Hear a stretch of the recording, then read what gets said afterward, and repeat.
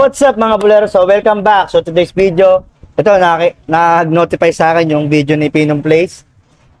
So kailangan natin gawin na reaction to. Grabe, may team na si Coach Kit eh.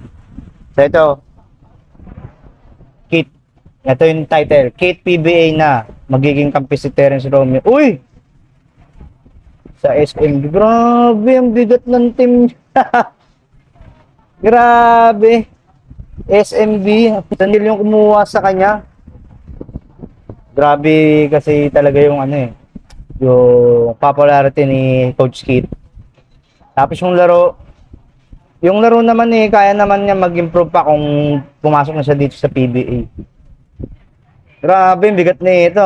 Ang akin lang dito, baka siyempre, yung playing time. Siyempre, rookie pa lang naman siya, kahit na medyo mabangko siya dyan, okay lang yun. Hanggang sa mapag-aralan niya yung mga, play nila. Tapos maging chemistry ng team nila. So, tingnan natin kung ano yung mga dito sa video na to. Buti, pinupload agad ni Pinom Play. Supportan yan.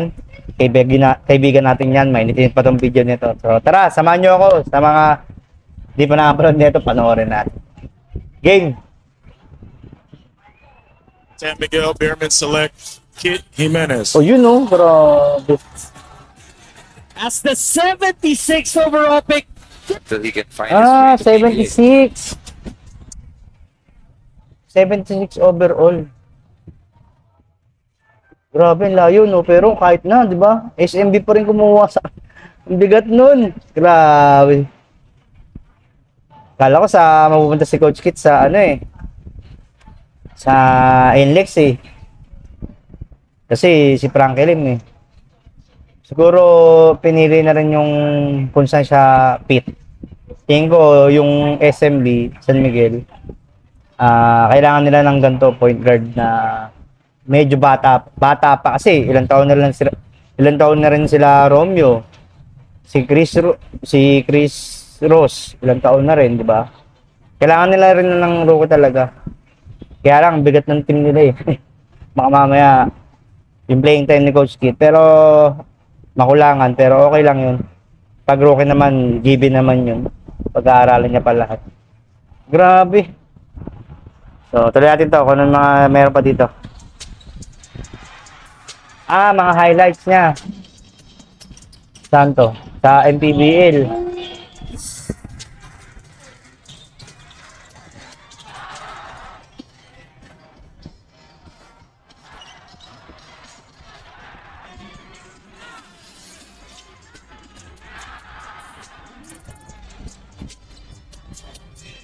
Ayan, ayos pa. Uli! Agis! Dayo!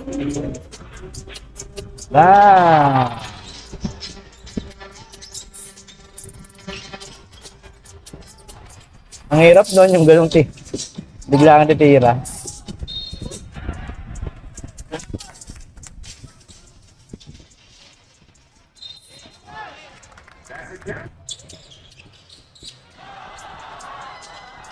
Grabe yung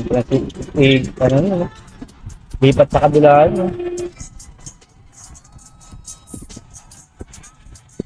boarding.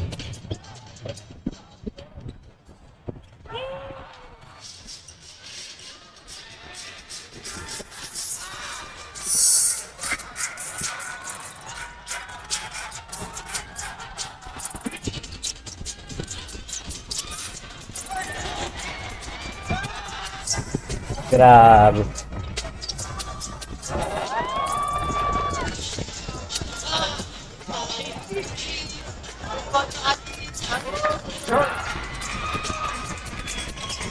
Ayos pa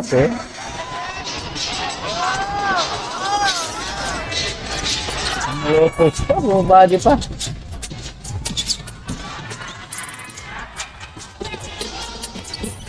Yun bilis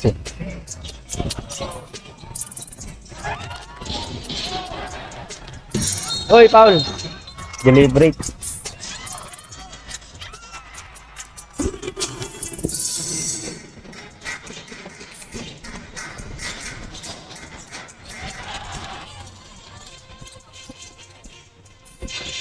Really?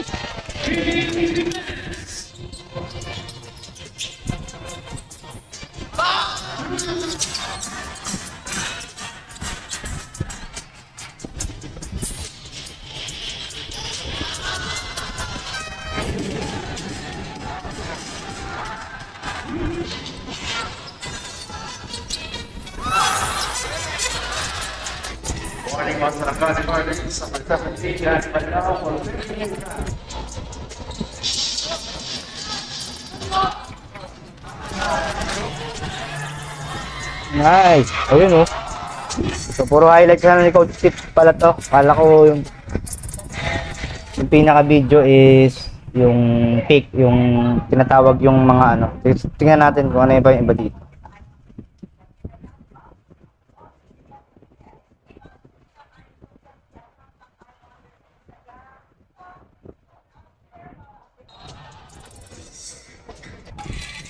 Highlights na ni Coach Kit.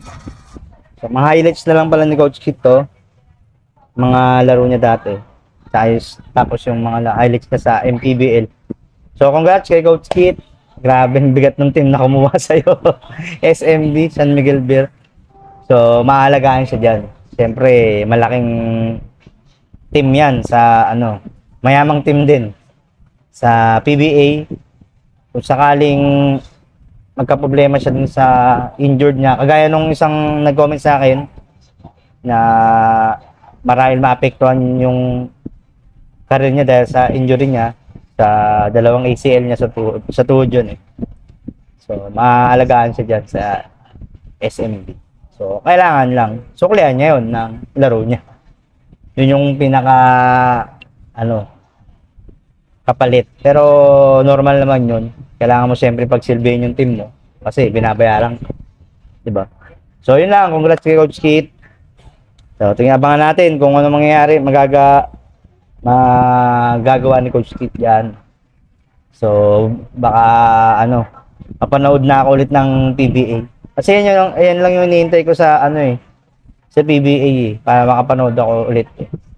Yung meron ulit aakyat na yung ang ingay ng pangalan na papanoorin mo sa PBA kasi pwede mong isipin mo kung uubra ba siya sa PBA dahil maliit, hindi ganun kalaki yung height, hindi ganun siya katangkad. Tapos sinasabi ng iba, kulang pa, hindi pa hinog. So, malalaman natin yan, masarap panoorin yan, kaya panoorin natin yan sa PBA. Tapos, syempre yun nga, yung popularity ni Coach Kit, dadami ulit yung, syempre, mga manonood.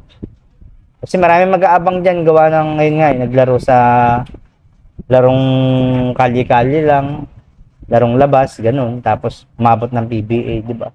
So, magandang achievements yun.